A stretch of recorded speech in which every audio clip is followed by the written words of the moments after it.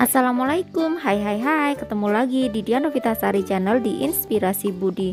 Jangan lupa subscribe, like, share, and komennya. Terima kasih. Hari ini kita melanjutkan membahas materi kelas 3, tema 3, subtema 2, pembelajaran 3, halaman 81. Silakan disimak ya. Pembelajaran 3, ayo mengamati benda padat. Salah satu wujud benda antara lain padat. Banyak contoh benda padat di sekitarmu. Batu, pensil, dan kursi merupakan benda padat. Mengapa benda-benda tersebut digolongkan sebagai benda padat?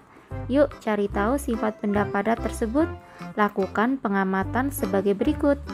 Nomor 1, amatilah benda-benda padat di sekitarmu. Yang kedua, tuliskan sifat benda padat berdasarkan pengamatanmu.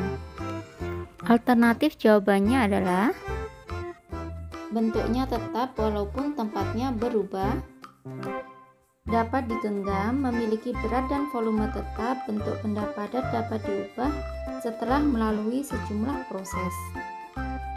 Bawahnya, ayo mengamati. Kamu telah menuliskan pendapatmu berdasarkan pengamatan. Sekarang lakukan percobaan untuk mengetahui sifat benda padat. Lanjut halaman 82. Mengetahui sifat benda padat, lakukan secara berkelompok. Kumpulkan benda-benda padat di sekitar sekolahmu. Alat dan bahan, ember, gelas, kantong plastik. Langkah-langkah percobaan yaitu masukkan benda yang kamu kumpulkan ke dalam ember, kemudian ke dalam gelas, dan terakhir ke dalam kantong plastik. Yang kedua, catatlah hasil percobaanmu ke dalam tabel di bawah ini. Lihat contoh nomor 1. Nomor 1, nama bendanya pensil. Bentuknya berubah sesuai tempat? Tidak. Bentuknya tetap walaupun tempatnya berubah? Iya. Dapat digenggam? Iya. Tidak dapat digenggam? Tidak. Jadi dikasih tanda silang atau centang, disesuaikan dengan hasil percobaan kalian. Untuk nomor 2 sampai nomor 5, alternatif jawabannya bisa seperti ini ya. Nomor 2, buku. Bentuknya berubah sesuai tempat? Tidak. Bentuknya tetap walaupun tempatnya berubah? Iya. Dapat digenggam? Iya. Tidak dapat digenggam? Tidak. Yang ketiga, penghapus. Bentuknya berubah sesuai tempat? Tidak. Bentuknya tetap walaupun tempatnya berubah? Iya. Dapat dipegang? Iya. Tidak dapat dipegang? Tidak. Yang keempat, sisir. Sisir itu bentuknya berubah sesuai tempat? Tidak. Bentuknya tetap walaupun tempatnya berubah? Iya. Dapat digenggam? Iya. Tidak dapat digenggam? Tidak. Yang kelima, spidol. Bentuknya berubah sesuai tempat? Tidak. Bentuknya tetap walaupun tempatnya berubah? Iya. Dapat digenggam? Iya. Tidak dapat digenggam? Tidak.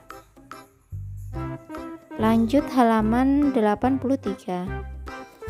Kamu telah melakukan percobaan. Hasil percobaanmu telah diperoleh. Dapatkah kamu menyimpulkan sifat benda padat? Benda padat mempunyai sifat. Bentuk benda padat tetap atau tidak dipengaruhi wadahnya. Benda padat dapat digenggam karena bentuknya padat. Bawahnya, apakah hasil pengamatanmu sama dengan hasil percobaanmu? Ya, sama. Pengamatan dengan hasil percobaan hasilnya sama. Ayo berlatih. Sebutkan benda yang digunakan untuk mengukur jarak dari rumahmu ke sekolah. Berapakah jarak yang ditempuh dari rumahmu ke sekolah? Kamu dapat bertanya kepada orang tuamu. Rumah Dayu berjarak 6 km dari sekolah. Jarak dari sekolah ke pasar 7 km. Berapa jarak yang ditempuh Dayu dari rumah ke pasar? Lanjut halaman 84. Jarak yang ditempuh Dayu dari rumah ke pasar adalah 6 km ditambah 7 km sama dengan 13 km. Selesaikan soal di bawah ini. Nomor 1, Udin dan Beni akan berlomba lari. Jarak yang akan ditempuh 350 meter. Lomba pun segera dimulai. Saat Udin telah sampai ke garis akhir, Beni baru menempuh 200 meter. Berapa meter sisa jarak yang harus ditempuh Beni sampai ke garis akhir? Jawabannya adalah 350 meter dikurangi 200 meter sama dengan 150 meter. Jadi sisa jarak yang harus ditempuh Benny sampai ke garis akhir adalah 150 meter. Sekarang nomor 2, jarak rumah Edo ke sekolah 2500 meter.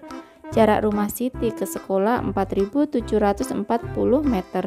Berapa meter perbedaan jarak rumah Siti dan Edo dari sekolah? 4740 meter dikurangi 2500 meter sama dengan 2240. Jadi perbedaan jarak rumah Siti dan Edo dari sekolah adalah 2240 meter. Lanjut halaman 85. Udin pergi ke sekolah dengan bersepeda. Jarak yang ditempuh Udin dari rumah ke sekolah 3 km. Setelah menempuh jarak 2 km dari rumahnya, ban sepeda Udin bocor. Akhirnya Udin menuntun sepedanya sampai ke sekolah. Berapa kilometer jarak yang ditempuh Udin menuntun sepeda sampai ke sekolah? Jawabannya adalah 3 km dikurangi 2 km sama dengan 1 km. Jadi jarak yang ditempuh Udin menuntun sepeda sampai ke sekolah adalah 1 km. Nomor 4, Lani dan keluarganya pergi ke Bandung naik bis. Jarak Jakarta ke Bandung 130 km. Bis telah menempuh jarak dari Jakarta ke Bandung sejauh 50.000 meter. Berapa kilometer sisa jarak yang harus ditempuh bis tersebut? Jawabannya adalah jarak Jakarta ke Bandung 130 km. Nah, yang 50.000 meter itu kita jadikan kilometer dulu, jadi 50 km. Jadi 130 km dikurangi 50 km sama dengan 80 km. Jadi sisa jarak yang harus ditempuh bis tersebut adalah 80 km. Lanjut halaman 86. Nomor 5, bantulah Siti menentukan jarak dari rumah ke sekolah. Nah, rumah ke pasar itu jaraknya 100 meter. Nah, jarak rumah Siti ke sekolah 3 kali jarak dari rumah ke pasar. Jarak dari pasar ke rumah 100 meter. Berapakah jarak yang harus ditempuh Siti dari rumah ke sekolah? Jawabannya adalah 3 kali 100 meter sama dengan 300 meter. Jadi jarak yang harus ditempuh Siti dari rumah ke sekolah adalah 300 meter. Bawahnya ayo bernyanyi. Apakah suara musik termasuk benda? Tentu saja tidak. Mengapa? Karena suara musik tidak mempunyai massa ataupun menempati ruang atau volume. Mari kita menyanyikan lagu barisan musik. Lanjut halaman 87.